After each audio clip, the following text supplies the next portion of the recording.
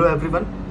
तो एक बार फिर से बड़े दिनों के बाद आज मैं आप लोगों के सामने कुछ आपके इश्यूज़ लेकर के आया हूँ। और जैसा कि आप लोगों ने देख ही लिया, टाइटल में ये है कि आपकी कमियाँ क्या है एग्जामिनेशंस में, जिसकी वजह से you are not able to clear the examination even if you are preparing for 1 or 2 years, और despite the fact that you are a good student you are not able to clear law examination of Jamia और AMU और such kind of other entrance examination.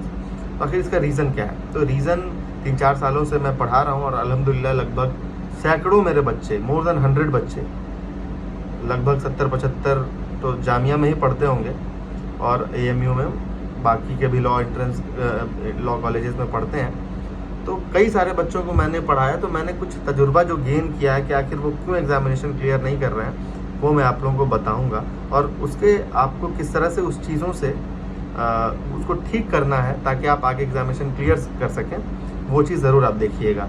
और जो नए बच्चे हैं खास करके, वो ज़रूर आप वीडियो को देखिए। चूँकि आप नए हैं तो बहुत मोस्ट प्रोबेबली ये बनता है कि आप गलती कर सकते हैं। तो इससे पहले मैं शुरुआत में आपको बता दूँ कि MAFEC जो हमारा इंस्टीट्यूट है, सुपर 30 बच्चों को फ्री ऑफ कॉस्ट पढ़ाता है एंट्रेंस एग्जामिनेशन ले करके। और इस बार के सुपर 30 से 14 out of 30 students clear JMI law entrance, जिसमें से एक बच्चे ने ऑल इंडिया रैंक 2 सिक्योर किया है, अहमद शाह हुसैन ने। और AMU के ऑल इंडिया रैंक 1 जो स्कोर किया है, जिसने, वो भी हमारा स्टूडेंट अहमद शाह हुसैन ही है, वो अहद शाहिद है जामिया लॉ एग्जामिनेशन में AIR 2। चलिए खैर, हम आगे बढ़ते हैं। तो हम बात करें आपसे ये कि आखिर कमियां क्या हैं आपकी। तो मैं आपको एक एग्जांपल दूंगा। एग्जांपल ये ट्रू स्टोरी है कि I used to visit library near my house in Shaheen Bagh, और रमज़ान वगैरह का वक्त था। मैं ज़्यादातर रात के वक्त में वहाँ लाइब्रेरी जाता था पढ़ने के लिए।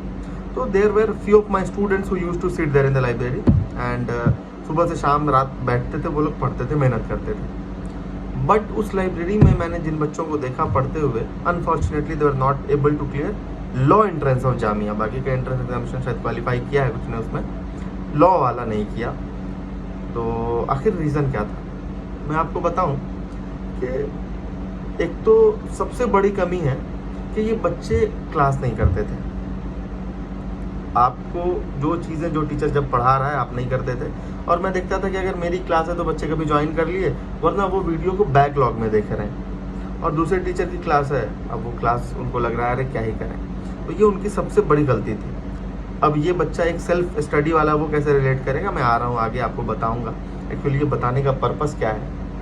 तो वो लोग क्या कर रहे थे ना, तो एक्चुअली उनके पास 2-4 सोर्सेज थे जिनसे वो पढ़ाई कर रहे थे।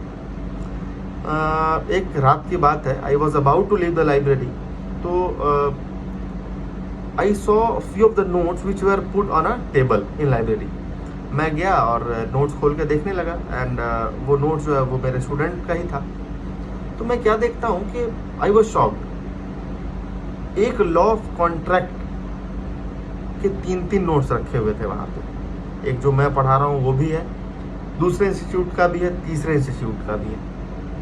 मैंने नोटिस किया फिर उस बच्चे को पढ़ते हुए। एक दिन देख रहा हूँ कि वो क्या पढ़ाई कर रहा है, वो 1857 का रिवॉल्ट का नोट्स बैठ के पढ़ रहा है कहीं का। बड़ा दुख हुआ मुझे ये सब सारी चीज़ें देख करके। क्यों दुख हुआ भाई? अब आप एक चीज़ ये समझिए कि लॉ ऑफ कॉन्ट्रैक्ट है। अब लॉ ऑफ कॉन्ट्रैक्ट तो सेमेस्टर में भी पढ़ना है लॉ कॉलेज में, और एक एंट्रेंस के बच्चे को भी पढ़ना है। तो उस बच्चे को जो पढ़ना होता है वो बहुत लिमिटेड पढ़ना होता है, और इतना पढ़ना होता है जिससे कि you can solve legal fact principle question, and if any multiple choice question is coming from that particular section, then you should be able to solve the question after reading that topic और chapter.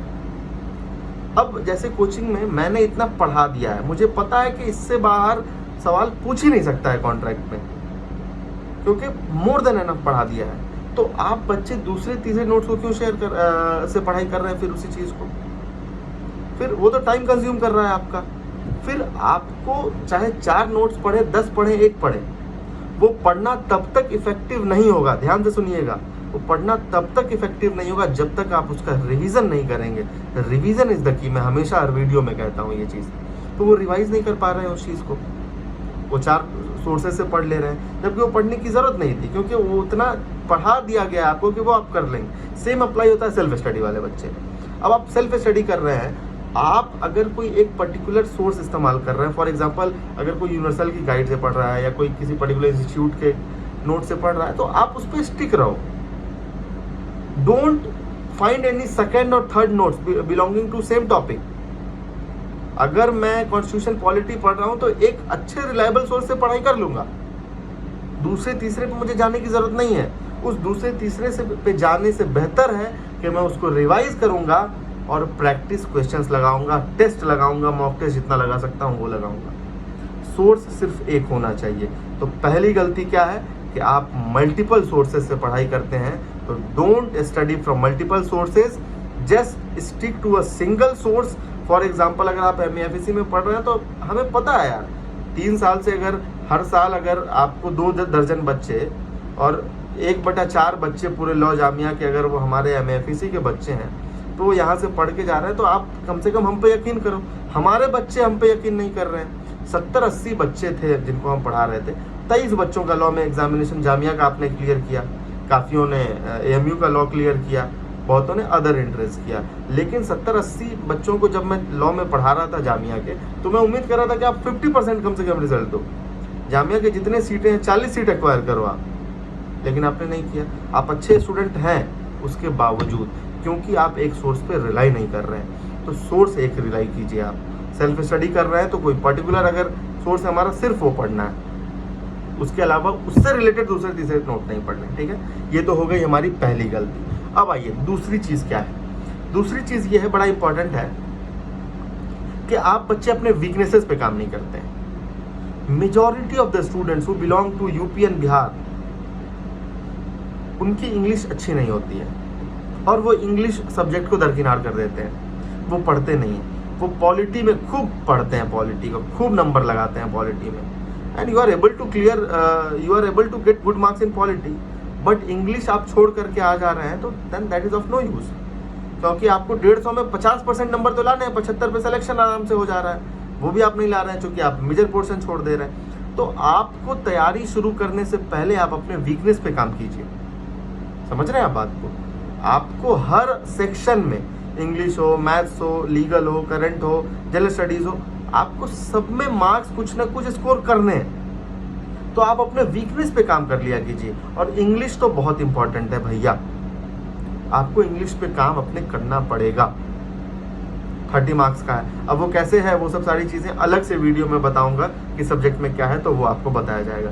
तो आप अपने पहले weakness पे काम कीजिए, फिर overall उसके बाद मेहनत कीजिएगा। अगर आप पॉलिटी में अच्छा स्कोर कर रहे हैं, लीगल में 40 में 30 स्कोर कर रहे हैं, and there is no need to practice it again and again over any other subject in which I am weak. मैं 40 में 30-35 ला रहा हूँ लीगल में, और इंग्लिश में मैं 30 में 10 नहीं ला रहा हूँ, तो उस पर पहले वर्क करना है मुझे, उसके बाद इसको हम लेके चलेंगे जिसमें मैं ऑलरेडी अच्छा हूँ। तो अपने वीकनेस पे आपको काम करना है, दूसरी चीज़ ये। और तीसरी चीज़ जो मैं ये कहूँगा वो ये है आपका कि आप एग्जामिनेशन में नर्वस हो जाते हैं। आप बच्चे, आप बहुत मेहनत करके जाते हैं, लेकिन उसके बावजूद आप एग्जामिनेशन में जब क्वेश्चन टफ देख लेते हैं तो आपको लगता है कि यार हो गया, मेरा खत्म है। आप ये क्यों नहीं समझते हैं कि जो आपने जितनी मेहनत की है, बाकी बच्चों के लिए भी तो वही पेपर है, उनको भी उतना ही टफ लग रहा होगा। तो पेशेंस बच्चे एग्जामिनेशन में खो देते हैं, जिसकी वजह से, आइए एक और एग्जांपल, एक लड़का हमारा स्टूडेंट है, 2 साल मैंने उसको पढ़ाया, एंड वो यकीनन अच्छा लड़का था, वो एग्जाम क्लियर कर सकता था। इस बार उसने क्या किया पता है आपको? 10 लीगल फैक्ट एंड प्रिंसिपल के क्वेश्चन थे, and he left all those 10 questions. और एक भी ऐसा question legal fact and principle का नहीं रहा होगा उसमें, मैं दावे के साथ कह रहा हूँ आपको, जो उस बच्चे ने मॉक टेस्ट दिया होगा उसमें ना आया होगा, जो हमने प्रैक्टिस दिया होगा उसमें ना आया होगा। लेकिन उसने टच तक नहीं किया उस क्वेश्चन को, पहले ही वो हिम्मत हार गया उस क्वेश्चन में। तो आप क्वेश्चन देखते ही हिम्मत हार जाते हैं, तब तो हार होनी है, चाहे आप बाहर कितनी मेहनत कर लें, 24 में 15 घंटे पढ़ लें, 10 घंटे पढ़ लें, फर्क ही नहीं पड़ता है, क्योंकि आप तो टिक ही नहीं पा रहे हैं वहाँ पे। तो अब का जो एग्जामिनेशन है उसका स्टैंडर्ड थोड़ा हाई हो गया है, तो आपको एलिमिनेशन टेक्निक्स लगाना पड़ता है एग्जामिनेशन में, और बहुत काम करता है वो।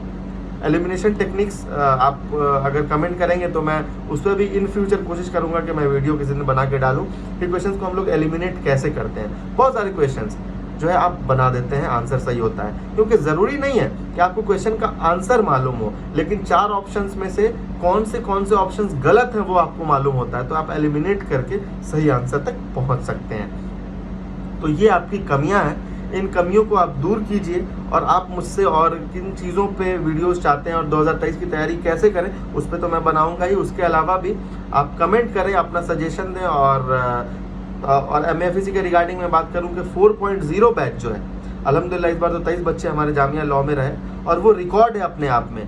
कुछ ऐसा नहीं है कि हम किसी चौथे बच्चे और बाहर के बच्चों का नाम छाप देते हैं, नेवर, हम ऐसा नहीं करते हैं। जो हमारे बोनाफाइड स्टूडेंट होते हैं उसके अलावा तो पढ़ाते ही नहीं है किसी बच्चों को। जो एंट्रेंस देता है उसके बाद एडमिशन होता है, उसके बाद उन बच्चों को पढ़ाया जाता है। तो आप बच्चों का एंट्रेंस एग्जामिनेशन बहुत जल्द होगा, नोटिफिकेशन आने वाला है, तो आप लोग इंतज़ार कीजिए और बेसिक पढ़ाई करते रहिए। न्यूज़पेपर पढ़ने की थोड़ी आदत डालिए और लिखने की कोशिश कीजिए। अगर आपका इंग्लिश वीक है, मैथ्स में आप थोड़ा वीक है, तो प्रीवियस ईयर क्वेश्चंस को देखिए, PYQs बहुत इंपॉर्टेंट है और इन गलतियों पे ज़रूर आप काम कीजिएगा। आप अपने सोर्सेज को एकदम रिस्ट्रिक्ट रखिए। दूसरी चीज़ ये कि आपको जो है वीकनेस पे अपने काम करना है, वीक सब्जेक्ट्स को स्ट्रॉन्ग कर लेना है, फिर तैयारी करनी है। और तीसरी चीज़ ये है आपका कि एग्जामिनेशन में पेशेंस नहीं होना है, वो आखिरी की चीज़ है, खैर कोई बात नहीं है। तो इन्हीं बातों के साथ जो है मैं चलिए आप लोगों से विदा लेता हूँ। ओके, आप सजेशन दे सकते हैं और टेलीग्राम ग्रुप जो है MAFEC का वो ज्वाइन कर सकते हैं, वो भी आपके डिस्क्रिप्शन बॉक्स में दिया गया है। ओके, बाय, अल्लाह हाफिज़।